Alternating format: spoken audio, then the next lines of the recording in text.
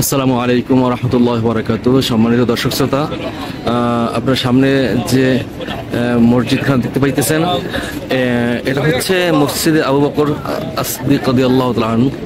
এই যে মসজিদে আবু বকর সিদ্দিক, হযরত আবু বকর সিদ্দিক রাদিয়াল্লাহু তাআলা আনহুর মদিনার যে বাড়িটা সেটা এখানেই ছিল। এই যে সেখানে এখন মসজিদ করা হয়েছে।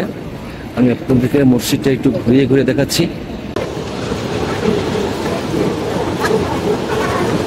এটা হচ্ছে মসজিদে আবু বকর সিদ্দিক। আপনাদেরকে আমি ভিতরে গিয়েও দেখাবো, মসজিদের ভিতরের অংশ দেখাবো। ফাঁকে একটু দেখে নেন, এই যে কি পরিমাণ কবুতর,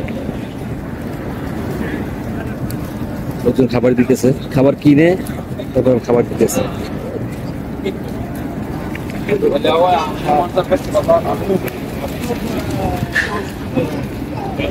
যাই হোক, চলুন আমরা ঘুরে দেখি।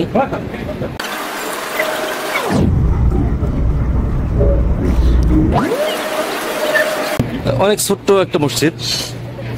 এখানে হযরত আবু বকর সিদ্দিক রাদিয়াল্লাহু তাআলা আনহুর ঘর ছিল, মদিনার ঘর। আর ওই যে দেখতে পাচ্ছেন এখান থেকে মসজিদে নববী, ওই যে ছাতা দেখা যাচ্ছে, মসজিদ নববীর ছাতা দেখা যাচ্ছে। আর এর পাশে হচ্ছে মসজিদে গামামা, ওই যে মসজিদে গামামা। তো মসজিদে গামামার সম্পর্কে একটি ভিডিও আমরা আপনাদেরকে দেখানোর চেষ্টা করেছি।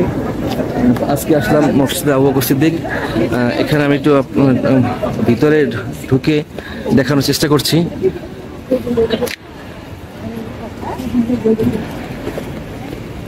একেবারে ছোট্ট একটা মসজিদ।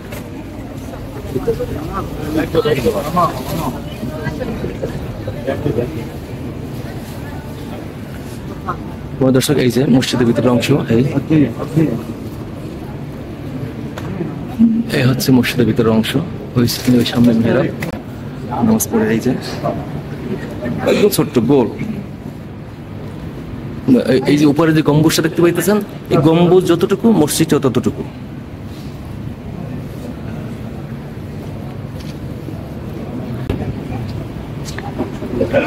পুলিশ বাইরে সিকিউরিটিতে আছে।